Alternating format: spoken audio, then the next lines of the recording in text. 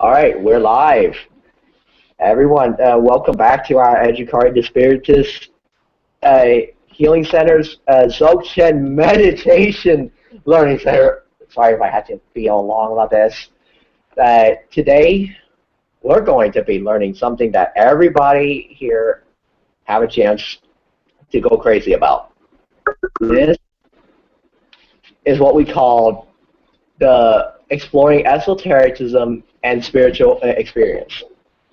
This is a topic where I've been waiting to talk about for the past 3 or 4 years already, about some of the experiences most people go through, for example, enlightenment or oneness, synchronicity, hallucinations, drug abuse, all of that.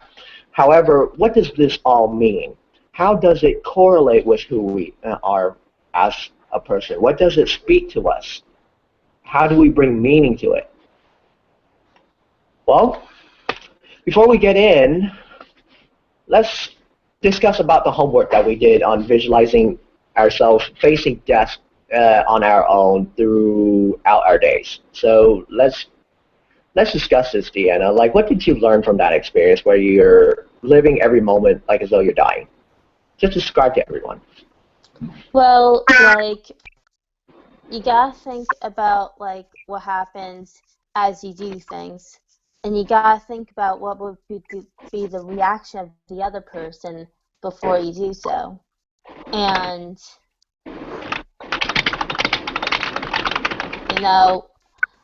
you have to treat every day as if it's your last because, you never know who's gonna be there tomorrow.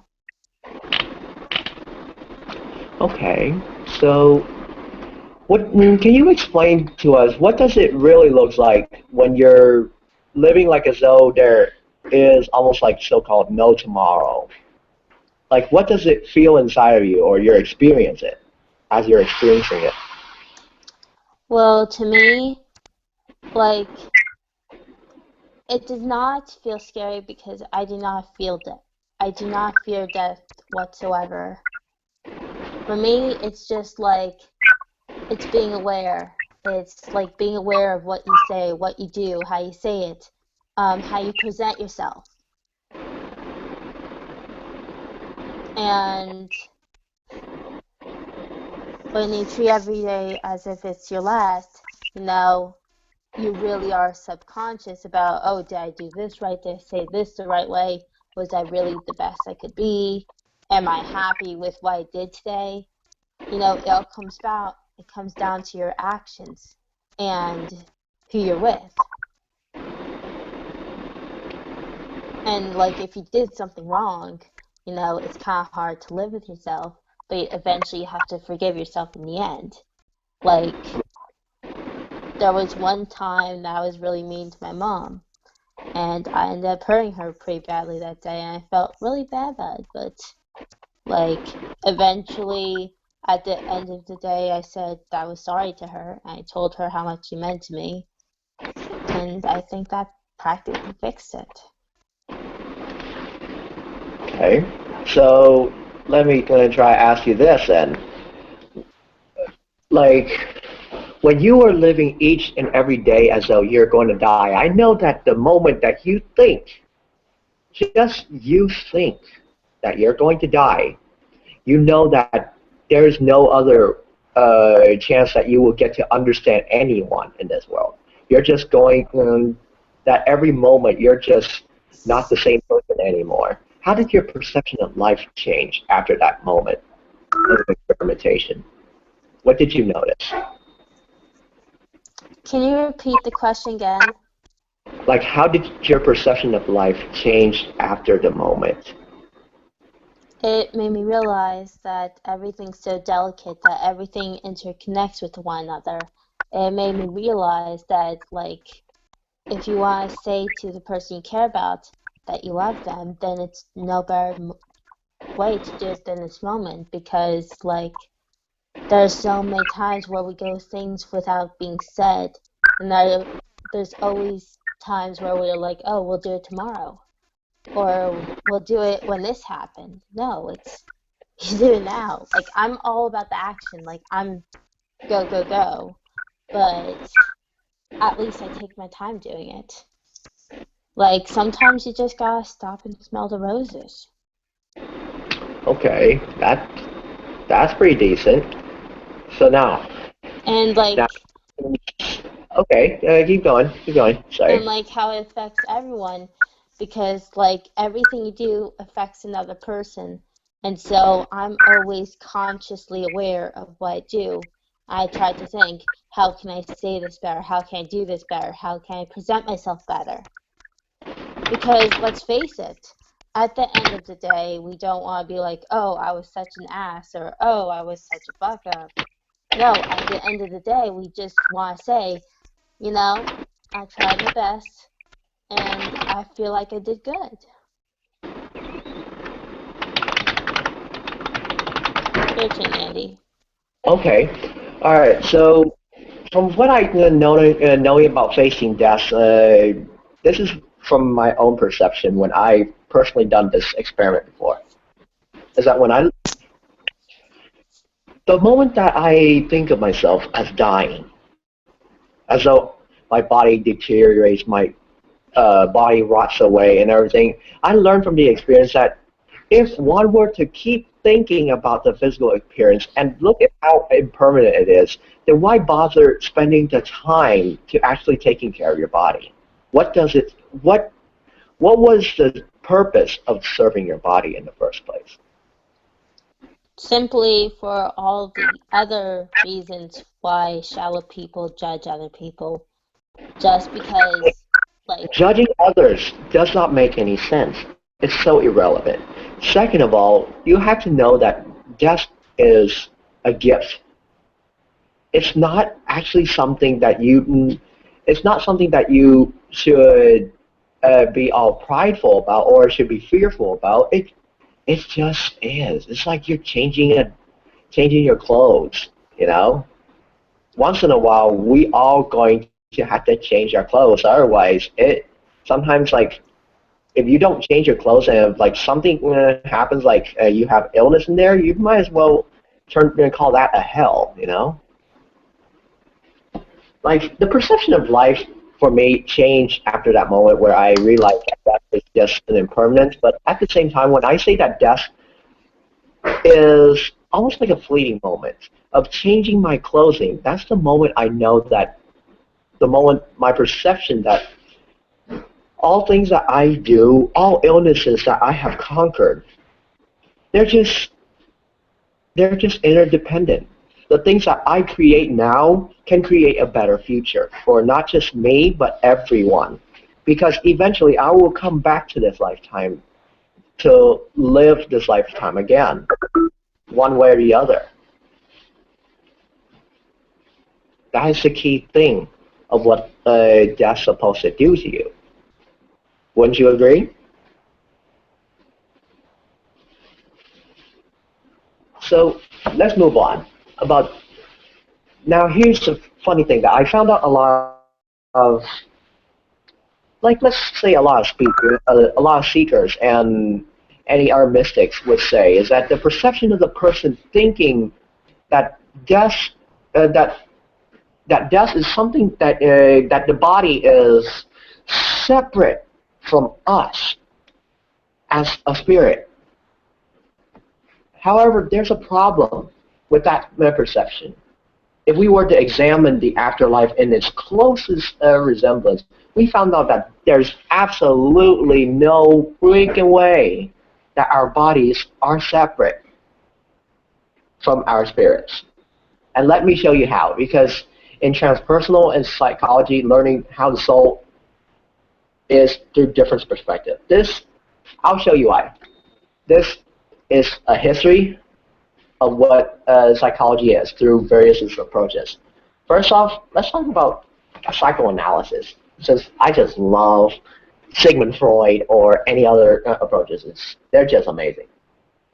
Is that psychoanalysis states that humans, just like other animals, the goal is to strive for superiority. The goal is almost like Darwin's theory of evolution, where life is about striving for the fittest. The problem with that theory is that if one were to don't strive for that perspective, you would call that illness. When in reality, that's not how life works. Then we get to the point where we have existential and humanistic. Existential, I already explained to you, but let's go on to humanistic. Humanistic approach is when I say, we're here to collaborate with one another. Everybody is inherently good. The problem is that we are ignorant. That's what a lot of religions like Buddhism, they speak about this. While humanistic, there's a problem with this, is that while some people are strive to the good, some people, it's like off balance on that one, that some people might not. It doesn't explain everything.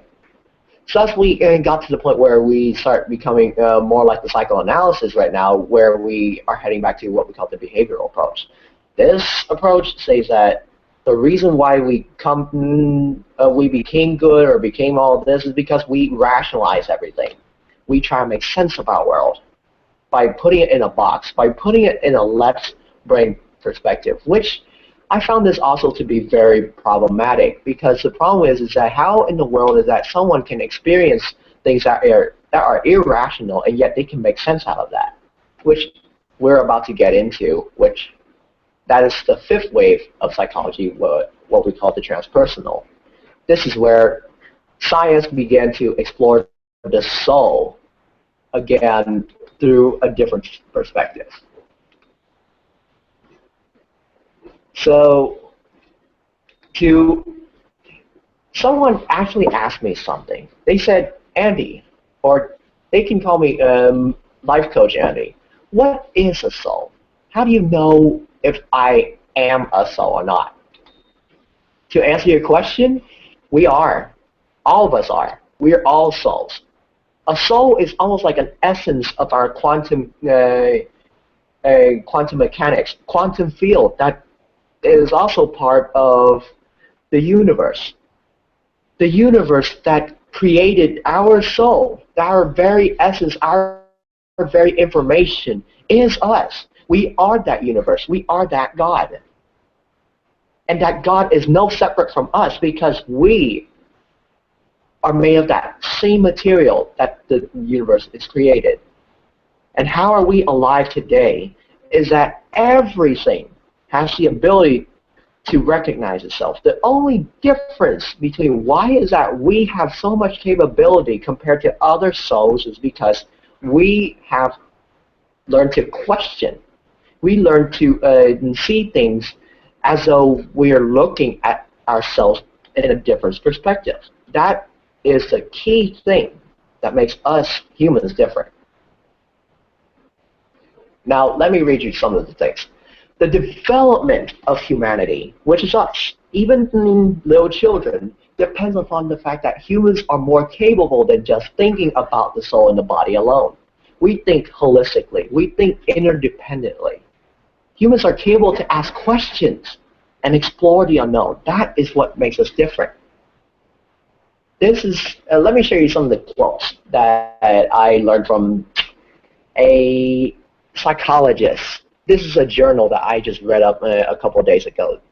They said that the successful development of a human involved more than just the development of the logical and mathematical truths of representational cognition and science, for which he is well known.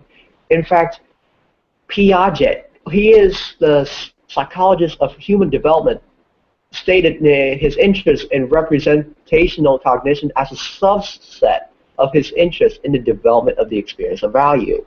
And here's the funny thing. Whoever here studies transpersonal psychology or human development, he'll show you that a person, a human, even a child, has the capability to experience the things that a mystic, a saint can experience. He has a striving pursuit of God in there from the very start when he came into existence. That is what's special about our human race. The soul is the body, and the body is the soul. The person is one, and that the body is like a vessel that the soul made through being conscious of itself. That's how existence came about. That's how reincarnation works. Like, let me try to do a little survey here. Who in here ever felt a personal pain from their past lives and somehow it came back to haunt them in this lifetime? Who in here has that? Anyone? Michael, Deanna, anyone? Give up a raise of hands. Sorry, bro, that's just you. Okay. Like, I know that you, Deanna, like you told me in some of your contact information, you did say to me that you said that you were having pains in some of your chest areas and all that, No, I and didn't. even your neck area. So, and also it has a lot to do with your past life. So, explain to the audience, how is that the things that happens in your past now, like, it comes back to haunt you in the future, like in your present life right now? Me, It I can, only comes back to haunt you if you let it haunt you. like, let me bring out, for example, this is from physical point of view. Now, this is my theory on how past lives or reincarnation or anything else works. Why is that some people have medical problems? Like, for example, me, I have a problem with my ankle right here. The reason why, like, I want to show you guys is that I cannot be able to bend this leg back and to make it hitchhike. Versus this leg, I can do it so easily. Why? Because in my past life, one of my past lives that my student Deanna brought up is that I was actually one of the World War I soldiers who were trained to go to battle, but somehow, Don't drag me into this. somehow I was actually beaten to the point where they broke one of my ankles right here. And it was done to the point where it's like as though I got sprained my ankle. That's sometimes, like, every single time, like whenever I like try to squat or in this lifetime, it hurts. Why? Because back in the old days, I don't know how they hit me right here. Like, it was it was fractured to the point where, like, I thought it was a sprained ankle, and I couldn't move. Same thing with my knee here. Every single time whenever I kick it, I just couldn't explain why is that my normal knee has no medical problems, but it's still experiencing problems as I do something that is hard. A lot to do with the fact that I have a past life of being a soldier, just like what Deanna said. Thus, when you look at how some of the things that you feel, from pain to, depending on how much excruciation to the point where you're going to attach yourself to it, that's how much you're going to experience in this lifetime. This is extremely difficult, to be honest. That's how the body works. That's how the soul works. Now, let me bring it into you about Dr. Scott Peck's theories on human development, spiritual development, whatever you call it. Is that just like human development, where we develop in body, mind, and speech, our spirit works the same way. We started out at stage one, where we are called what we call the ego test. When a person, Dr. Scott Peck wrote a book on the road less traveled. He said a stage one person, he mostly thinks of himself and or herself, and the development of the ego was just about to develop. So therefore, very egotistic. He mostly have a thinking that the world is against himself or herself. And Erickson's theory, in one of the psychologists, they say that the reason why that happens is because they're struggling to trust the world. That is the main struggle. Now, on to the second one. This is where the person began to learn to trust the world. Stage two. We sometimes call that the faithful or the religious people, is that this ethnocentric mindset, they usually think good about the group that they're in only. And they are characterized by the thinking that one must protect those who are in their own community, and those who are outside, they sabotage. Most religious people, children, again, are within the stage of spiritual development. Stage 3, this is where people they gone from being faithful, they begin to say, wait a minute, what about those who are outside of me? Aren't they humans? The moment you almost like basically ask that question, they begin to step into what we call the rational stage, where the world-centric view, people characterized by scientific viewpoint. Those of you who are scientists, who are psychologists, PhD candidates, educated college students, you guys are among the stage 3 people. You guys like to think through the concrete mind and can only accept things that you can be able to experiment through the senses or experiment through your own working. However, gradually, here's the miracle, is that if one were to learn how to experience things, the problem is that we're all about experiment. We're not about experience. When the moment you use both, you become a mystic. It's a stage 4 thing. It's what we call the universal mindset, where you see everything with balance and serenity. You understand that the principle of the world applies to both experiencing and experimenting at the same time. That's the key thing about what makes a human different. That's how our development works. So let's talk about our alchemy, the body, and how this might affect our spiritual development through a perspective called somatic psychology, which means body psychology. Now, just like the body, the soul has a place where it stores information throughout the body, and the things that keep the body and soul together through the electrical signals of the body as it emanates throughout the environment around it. This is what we call chakras right here, as some of you might notice. And also, our chakras are not just simply governed by, are also governed by the 5 elements, where we have fire, earth, air, water, and metal. This is also represented by our own 5 personalities, aspects of our personalities, that governs how our chakras will also function. And how does personality begin? First off, let's take a little lesson on human development. Is that when you're first a child, you first, almost like you don't pretty much know anything. You're actually being guided by the environment that you're in. However, by the time you reach like age 9 or 10, that's when you start losing your innocence to the point where you're going to like, okay, who am I? That's the moment you became cognizant enough to the point where you were like, who am I? Why am I here? Who do I belong to? That's the question that teenagers most frequently ask. And by the time you get to age 14, when you try to define yourself, when you finally found the evidence that leads yourself to yourself, that's when personality begins.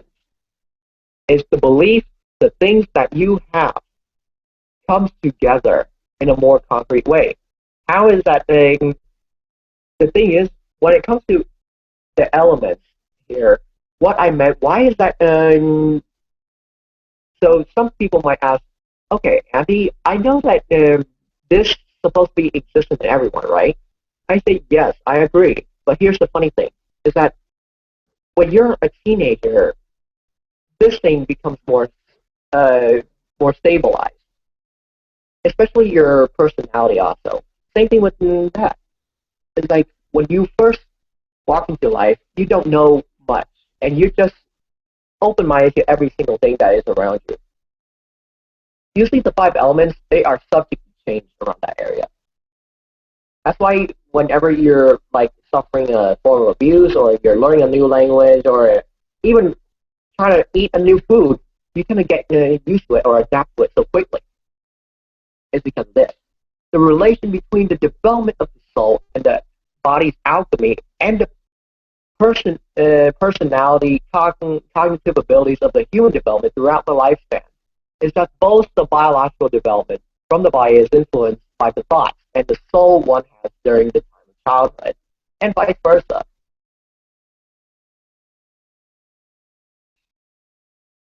So, so for those of you who like to, this is a short lesson today for 15 to 16 minutes, but our homework assignment for you guys is that I'm going to post this up, is to read through the articles and links that I have sent through things right here.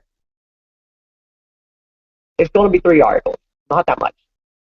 And that I want you guys to go back to finding some of your albums, some of the things are memories of yours, whether it's on Facebook, I don't care, but you have to find a picture of your childhood and contemplate on the things that have been going through your mind around that time. That means you have to put your shoes into that moment, using the materials about yourself and the spiritual development of yourself through the things that we've been lecturing today. Try to find out the following things in your lifespan and try to write into an autobiography or write it into a story. Answer the following things. First, how did you evolve spiritually throughout the lifespan, and how does the biological development influence that? Like, what did you notice on how you think? Using some of the memories that you have about about that moment, try to write like a diary. Explain yourself in that moment, like as though you're talking to yourself, like as though you are talking in that person or in that childhood moment. And then, what did you notice about yourself when you wrote that that biography or that diary? And how did you change? That is what I want you guys to try out for our homework. So, any other questions before we get started on our Dzogchen meditation? Anna? Michael? Unmute yourself. I have to use the bathroom. Okay. Deanna, are you there? Unmute yourself. Deanna, can you unmute yourself?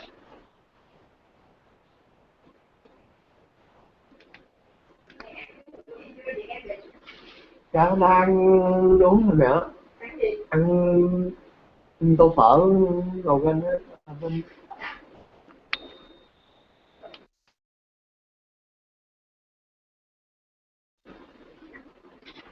All right, so far no questions. Okay, so I guess we're going to get started on our Dzogchen meditation. Today is a short class, and tomorrow you're going to have a big giant test. So one moment.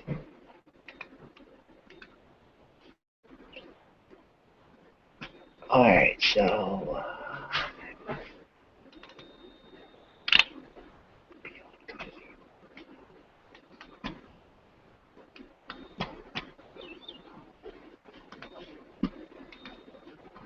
So guys, give me one moment. I'm going to get my.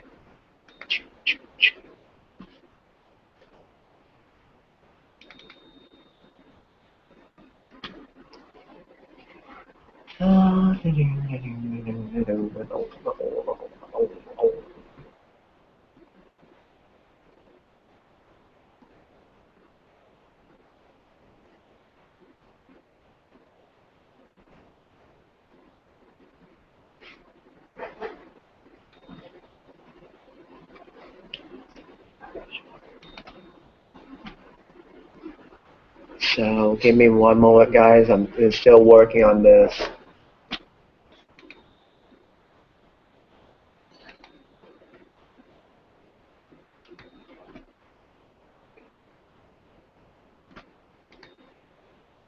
All right. Yes.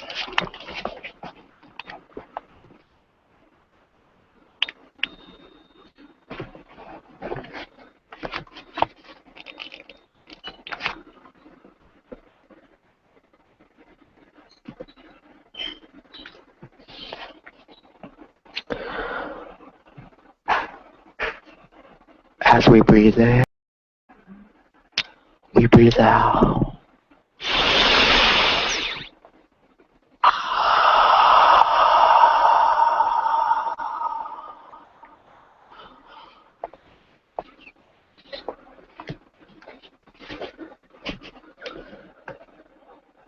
We feel the ocean breath of our own mind as we breathe in. We breathe out.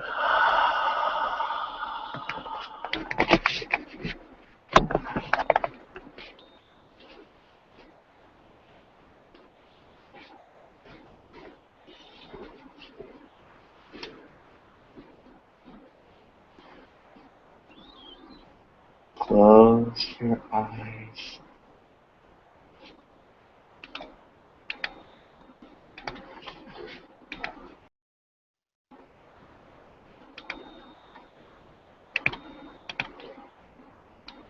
And begin to breathe slowly and deeply.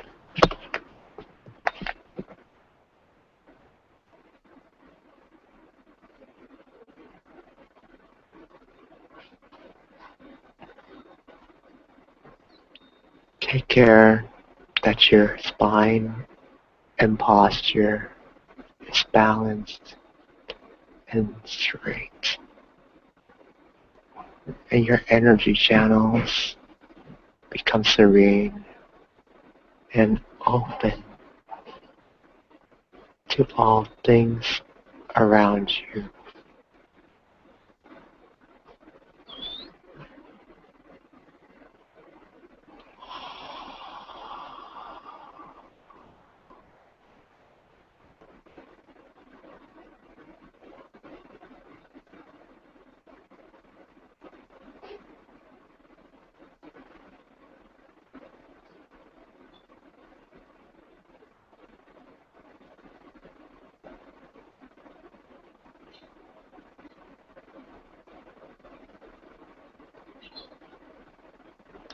As we are breathing in and out,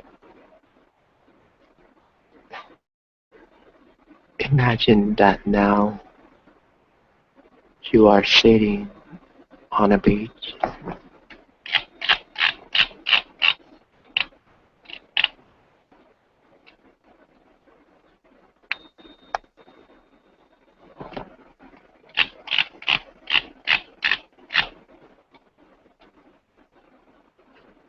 Where it's full of stormy hurricanes with giant tsunamis rushing into the land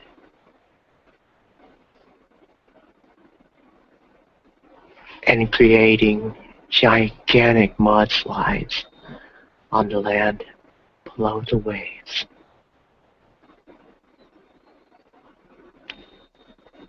Upon knowing that your emotion is as strong as a storm,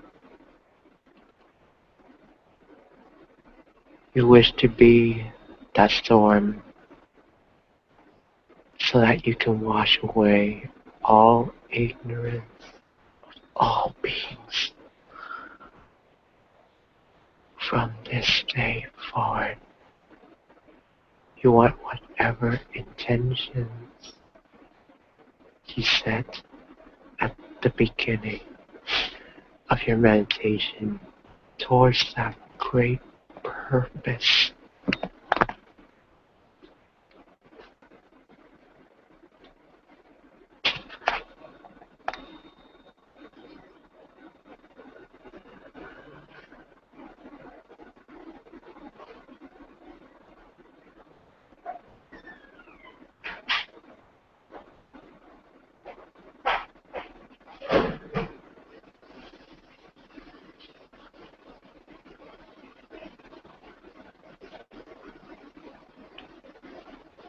As you sink ever deeper,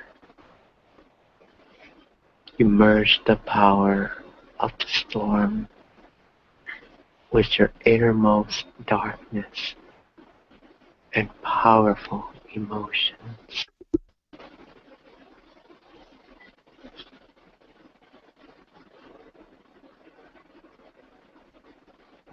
As you breathe in, you see the emotions rises up like gigantic waves. As you breathe out, the wave crashes into land with a loud sound of peh.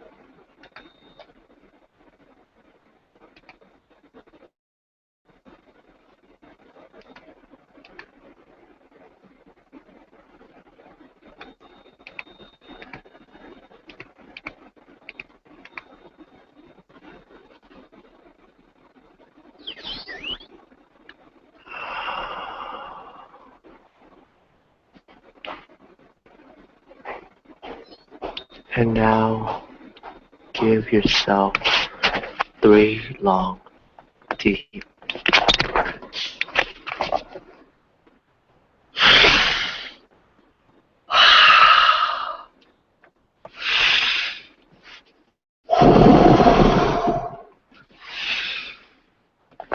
On the 3rd inhalation, hold your breath in and do warrior's breath.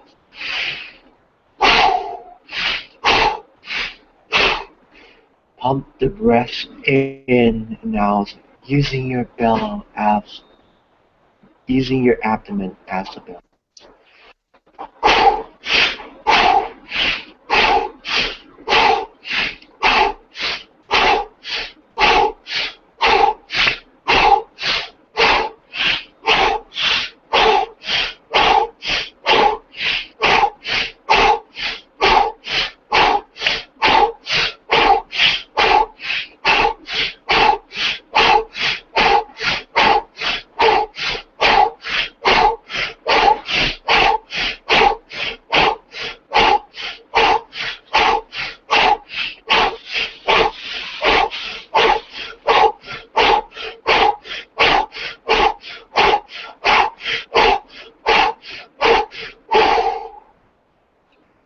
And now,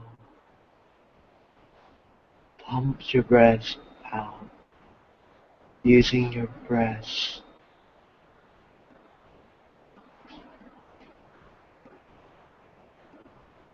Using your abdomen as your breath as you keep breathing, allowing your breath to transmute and push through all blood energies and tension.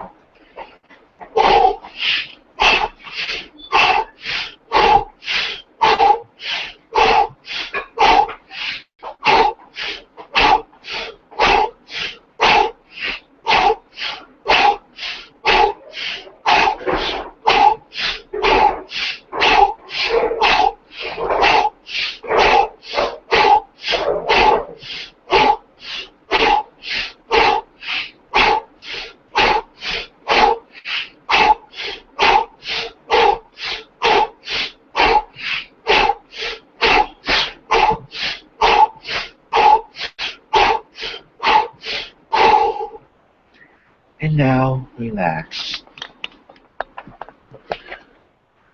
Relax all breaths.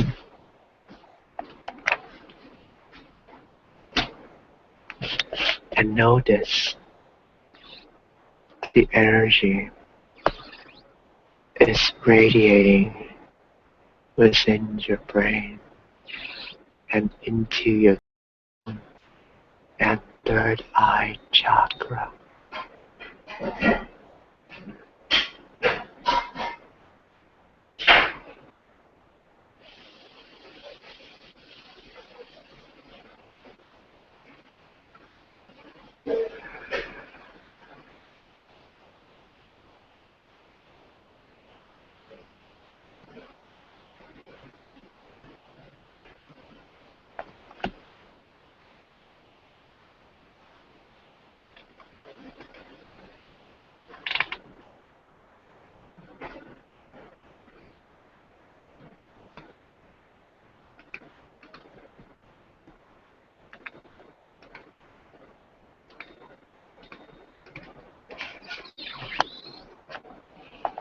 Upon this radiance,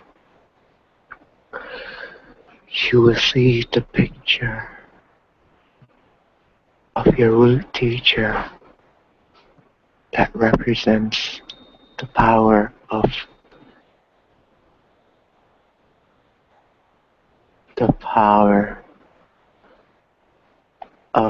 vast generosity.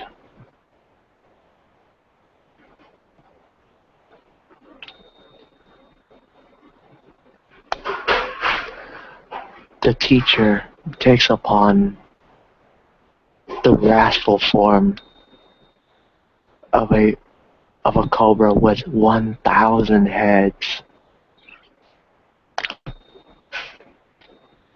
that has rough scales, and it radiates out shadow energy like a demon. He or she is a giant 19-mile long, standing 50 feet high giant with angry, fierce eyes. He or she hisses at you. I am you. Do not fear me. Unleash me.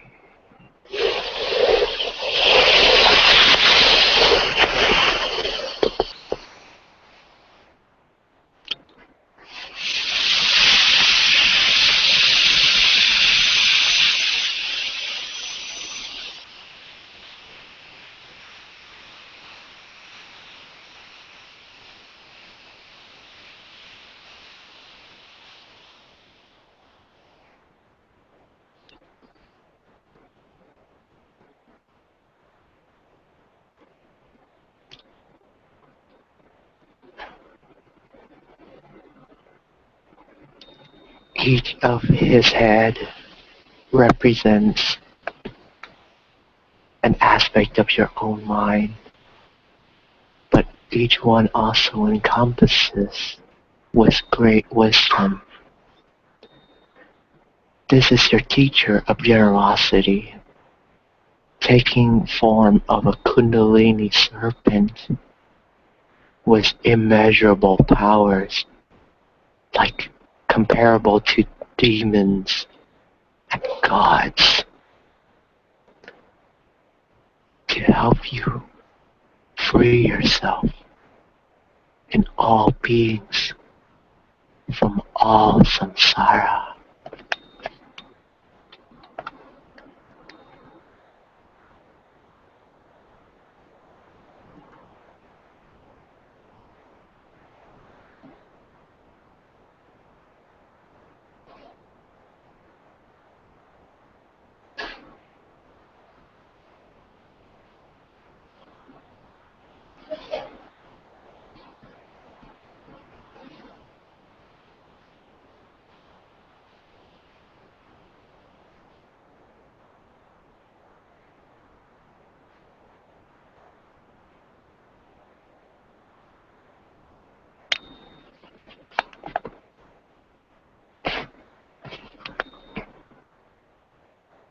from the third eyes of the teacher that is as clear as a diamond itself. You experience a radiating light of the sun that shoots from his or her third eye into yours. As you are experiencing this radiance, you feel your whole body is filled with the vibratory syllable Om.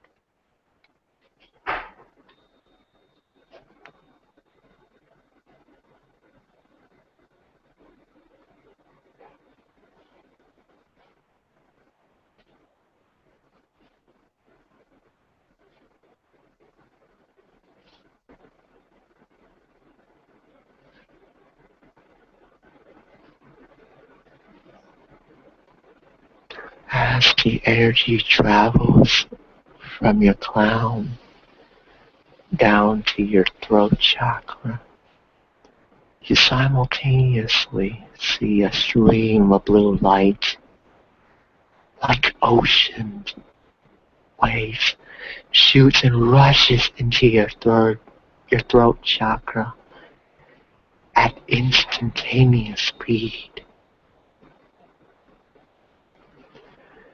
As you are experiencing this raging stream of blue light, you experience the radiance's vibratory syllable Ah, filling your whole body.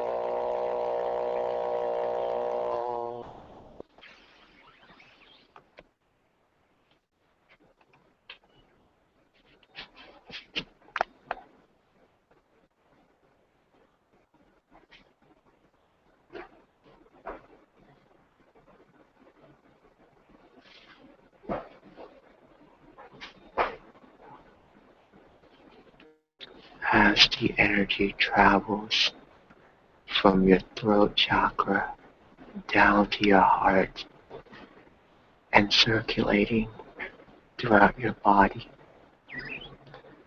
you simultaneously see streams of green light of life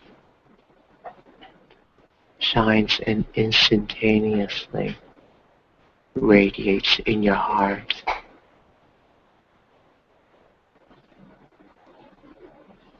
Sense a deep sense of compassion from the teacher as you are filled with the vibratory syllable home.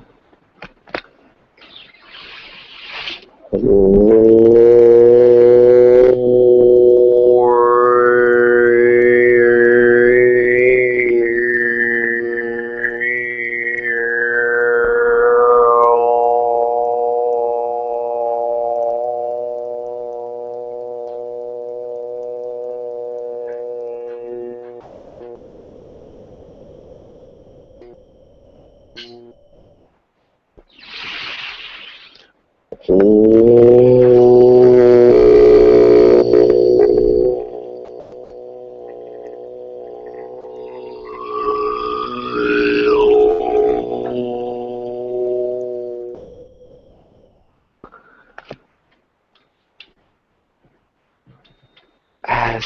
it encompasses you in all directions, you see a toroidal field of your power extends from your heart towards your crown and loop back into your root chakra, filling all of space without and within you with light. In knowing this, you will wish that everybody will experience this love and live in the universe serene, peaceful, and compassionate like the ocean you are floating above.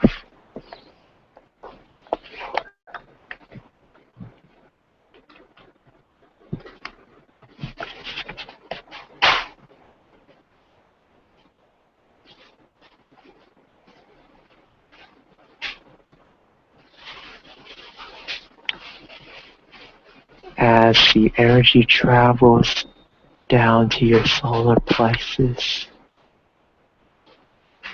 to your sacrum, and down to your root chakra, you feel this moment of confidence, prosperity, and identity. This is your old friend, the ego. He or she is a friend that serves you very well and have kept you safe. Thus, in knowing this, you send out a powerful, radiant field towards the ego and let him or her dissolve into your root teacher.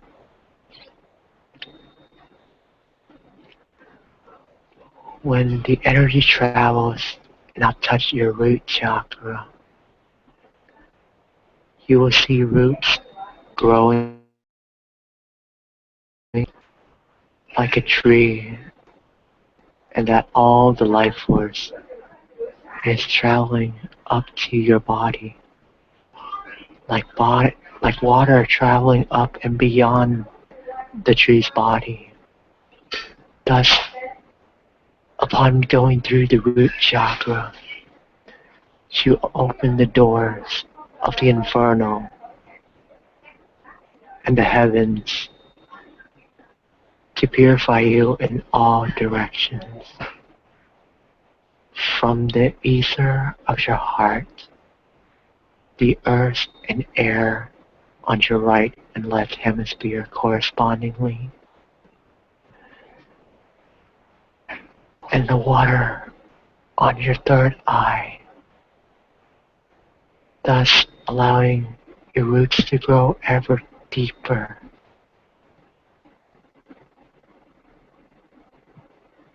into all of space and time, and purifying all parts of the universe with light.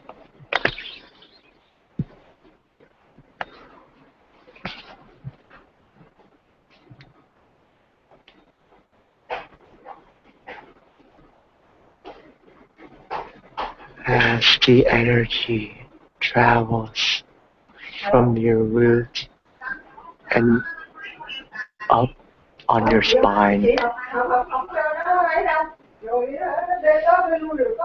you feel your crown is opening like a flower in muddy waters. This is the doorway to enlightenment, towards the infinite. Perform a root lock as you expel out all negativity.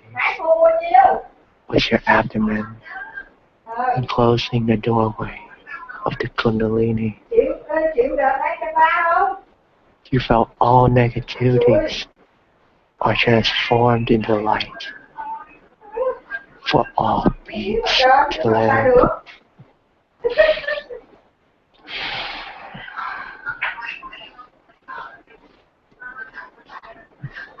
When you're ready,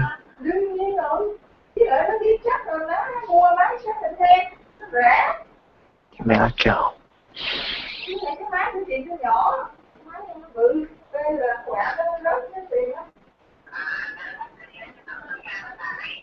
Hồi không biết đâu, nó sát mình xá lại, có hồi tôi ngồi trong cà lô nó ra tôi thấy trong đó nó bởi vì là cái này. When you're ready, perform the root walk, expelling all air out of your abdomen.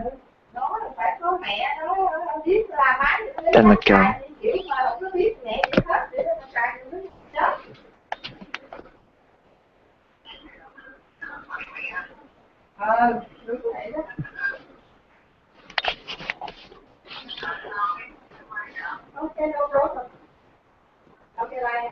You may now feel a tingle in your heart, root, and crown. This is the moment when a shower of light from above is purging away the negativities around you and within you.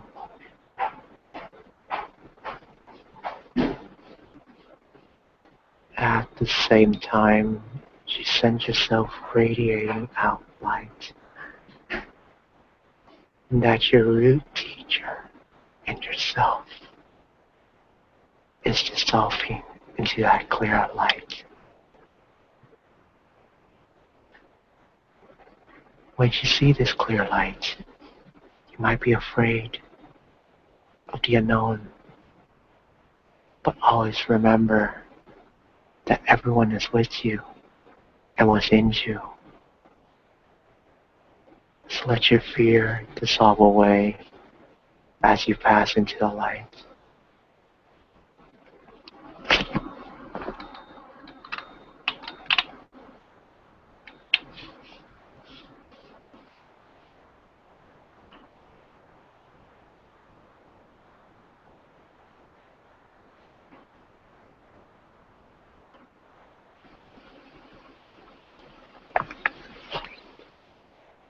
As you dissolve into the light, you finally become a star in an ocean of darkness with infinite possibilities.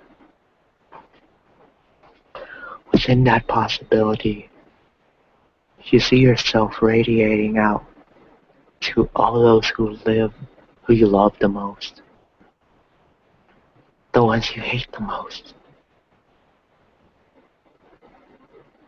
and the ones you don't know.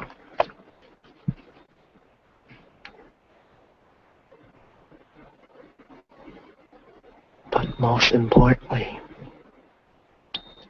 as you are expanding this form of compassion,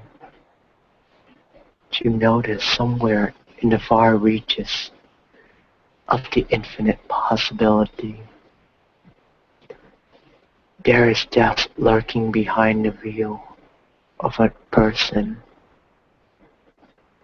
That person is dying and is deteriorating like rotten flesh as the maggots fester on him or her. You sense the pain the person is going through and said, "Hey, noble one, I sense your suffering just as myself. You have called upon me. Let me be your guide, just like how I am guided by my teacher to love." Thus, upon this realization,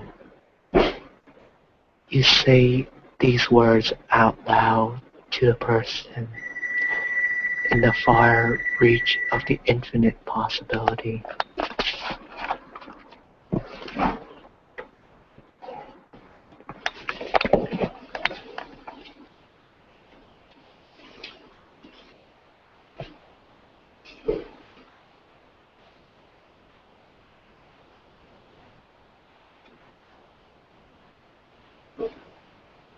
Hey, noble ones, listen without wavering. Now, on the 10th day, the Jewel Clan Heruka, the Lord Ratna Heruka, will manifest to you, emerging from within your brain.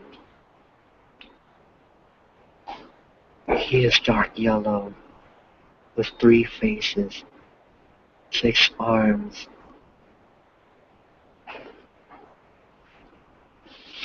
and 4 legs stretched out. His front face dark yellow, his right face white, his left face red. His first right hand holds a jewel, the middle a Katwanga staff, and the third a club.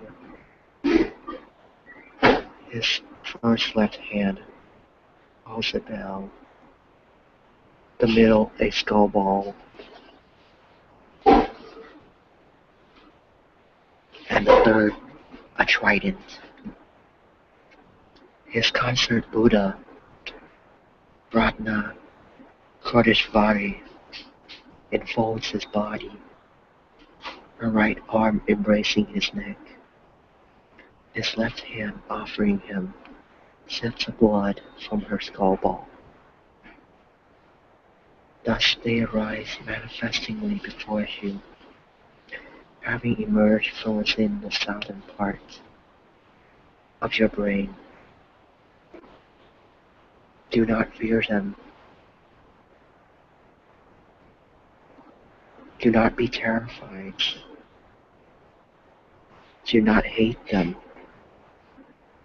Recognize them as an image of your own awareness. They are your own archetype deity, so do not panic. In fact, they are really Lord Ratna Sambhava, father and mother, so have faith in them. The very moment you recognize them, you will be liberated.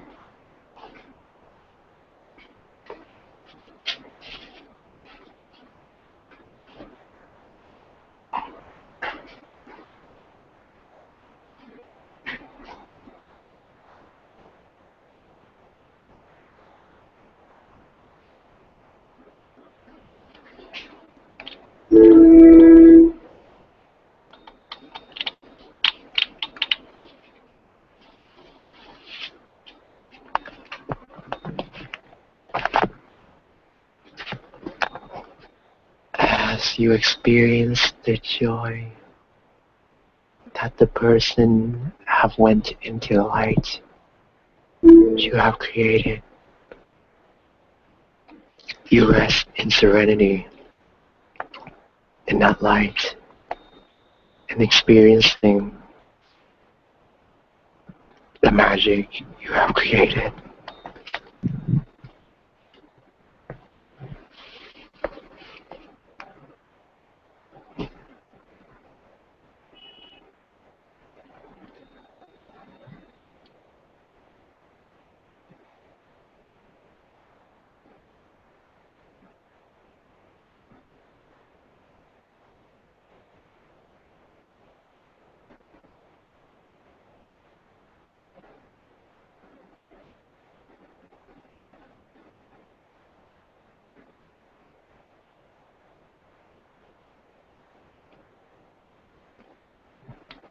In opening your eyes and bringing yourself back into this very moment and into this room. You sense and feel the universe you have created. This is the universe that you created, the one that you have visualized. Understand this as you go through your days with our beings.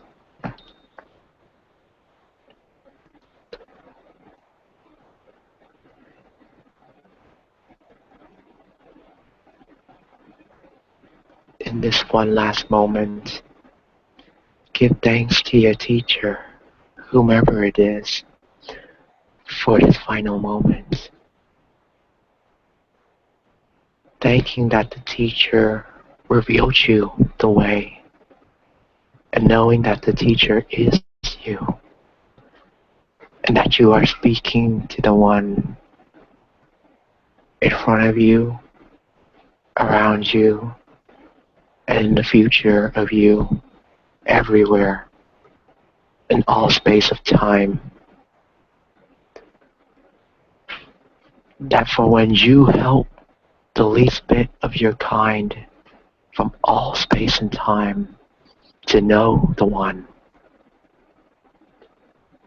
you help yourself.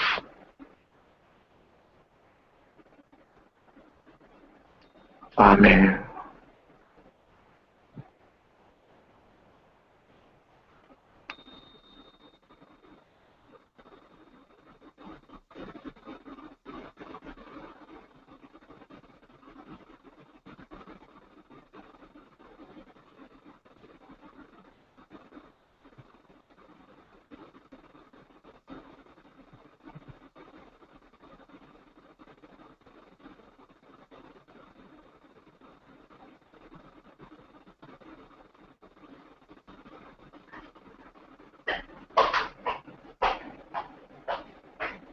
All right, to those of you who are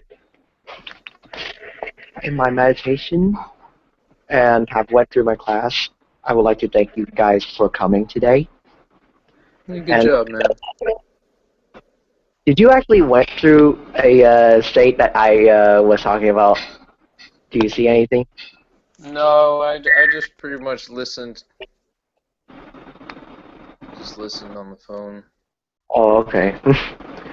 So yeah, to those of you who are out there listening to my episode or my lesson, I would like to thank you for taking the time to actually go through and look and like spend the time to learn with us. If you have any questions and comments, feel free to leave a comment right underneath my video from this Google Hangout right here. And if you have anything else, please subscribe to my channel if you really like it. But otherwise, I'll see you next week. Goodbye.